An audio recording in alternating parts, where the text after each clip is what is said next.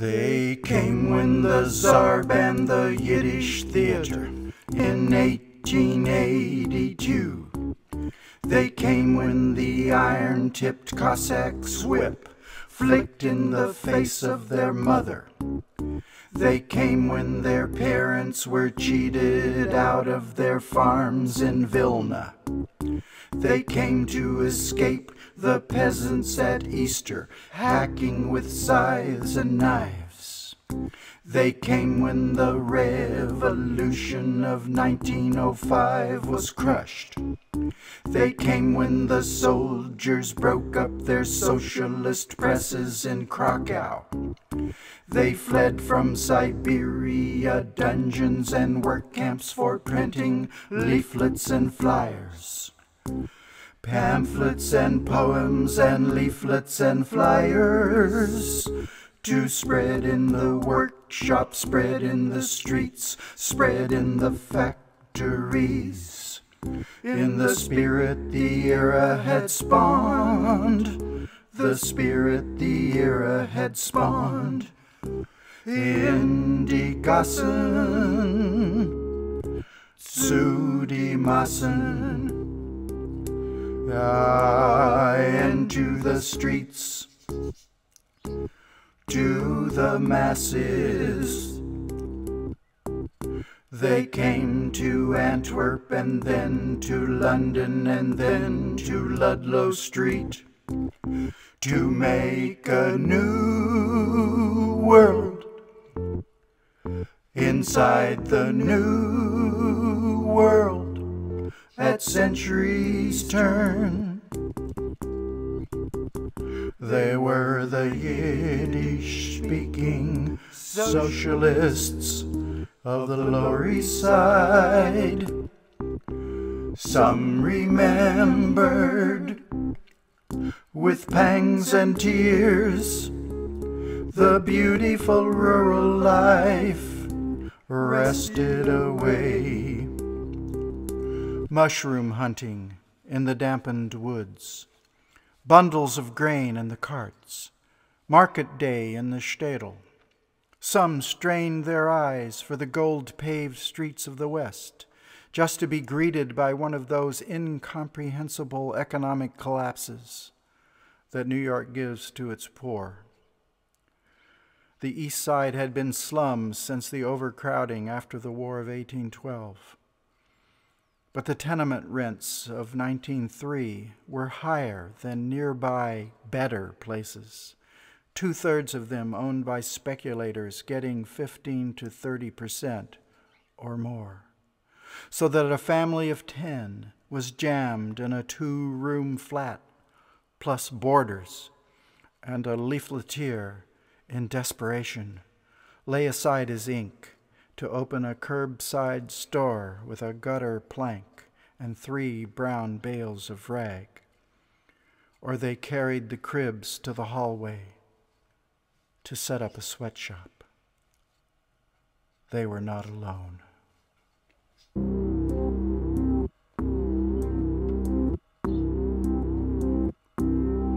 From thousands of windows came the clackety-clacks of foot-treadled sewing machines, and the drum-like sounds of long-bladed scissors chewing on oaken boards, and the lungs turning gray with tidbits of tweed, and the red-hot irons on the tops of the coal stoves to smooth out the bundles of cloth, and the sweet gulps of air on Cherry Street, walking out kinks of the legs at dusk from a day at the torturing treadle. A rose curled around the mallet of Pav. the Lower East Side was the strongest socialist zone in the United States for the first 20 years of the 20th century. It was a wild world of words, and everywhere, oh, the song of the wild, wild, wild, wild lecturer arose above a wild lectern. Scott Nearing at the Rand School of Social Science, Morris Hillquit at the Workmen's Circle, Emma Goldman at the Educational Alliance, Eugene Debs coming in from Terre Haute to Webster Hall, and political discussions on the summertime roofs in Yiddish, Russian, Polish, and English. It was a wild world of words, and everywhere, oh, the song of the wild, wild, wild, wild lecturer arose above a wild lectern. Labor Day parades from East Broadway to Union Square, cousins on the floor from fleeing Siberia after the revolution of 1905. Union meetings at the Labor Lyceum on East 4th. Flashes of the ideal in murk, in muck, in mire. Talking all night at the Café Royale on 2nd Avenue and 12th Street, after the Yiddish plays at the Kessler or Tomaszewski theaters. Garment worker rallies at Cooper Union, joining the Women's Trade Union League,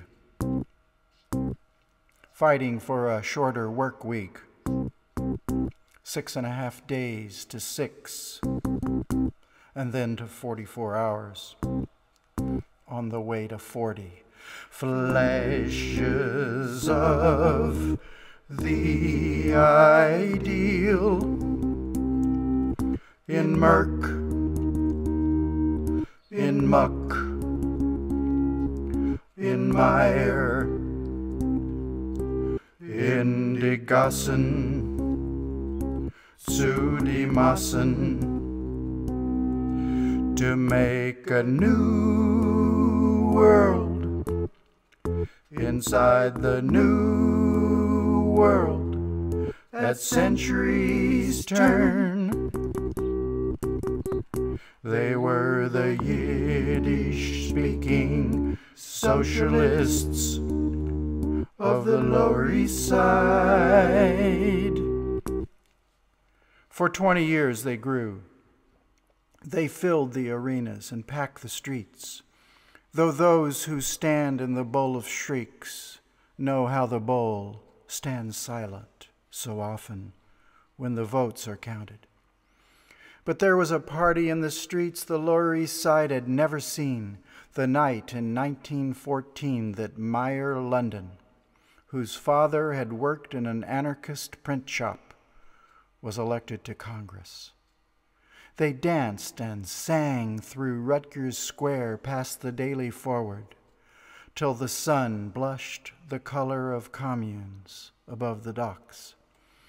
Meyer London served for 3 terms until the Democrats and Republicans in the state assembly gerrymandered his district. In 1917, the Socialist Party of New York City sent 10 assemblymen to Albany and 7 to the New York City Board of Aldermen, and even elected a municipal judge, while Morris Hillquit pulled 22% of the vote for mayor. And it looked like the socialist surge might move as a spill of thrills out through the state. Indigassen, Sudimassen, to make a new world inside the new world at centuries' turn. They were the Yiddish-speaking socialists of the Lower East Side. And then in the spring of 1917, the U.S. Congress voted for war. The Socialists met in St. Louis that same April and issued what was known as the St. Louis Resolution. We call upon the workers of all countries to refuse support to their governments in their wars.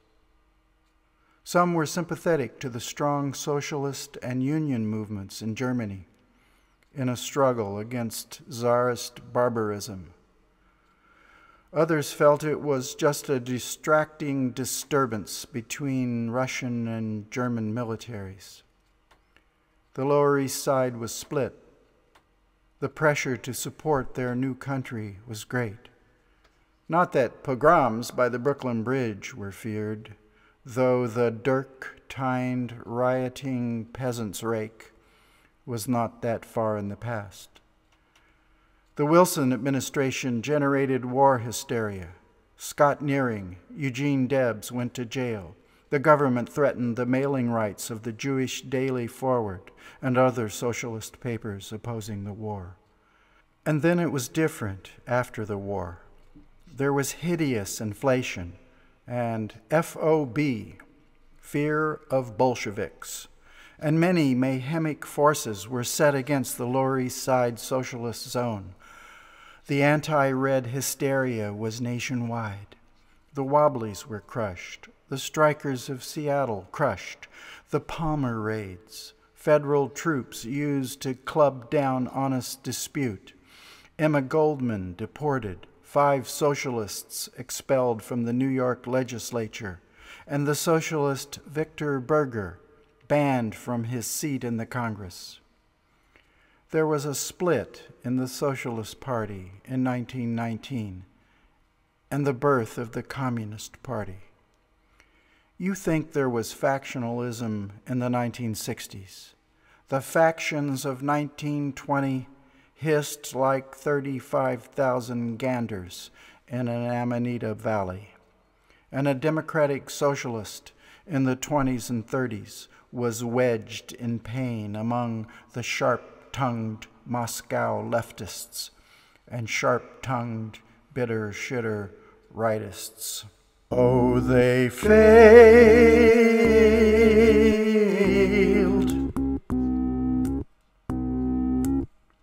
to spread the East Side Zone into a broader country of psychopathic land boomers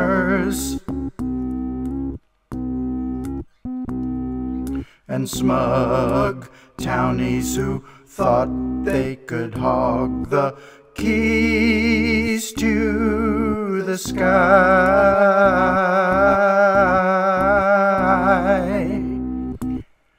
And there was the fact that a climate of lectures and rallies can aid in the first rough forward step, but rarely the second.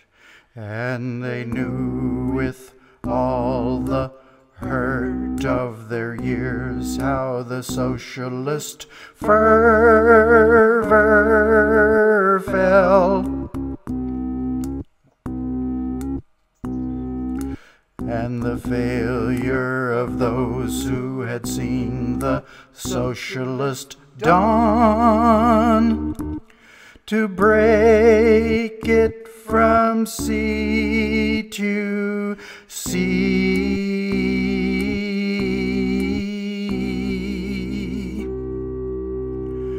Most of them fled the rubbly slums, and tens of thousands more. For few there are who joy to live in dirt. They joked how the ships brought the greenhorns to Rutgers Square as the moving vans took the radicals to the Bronx.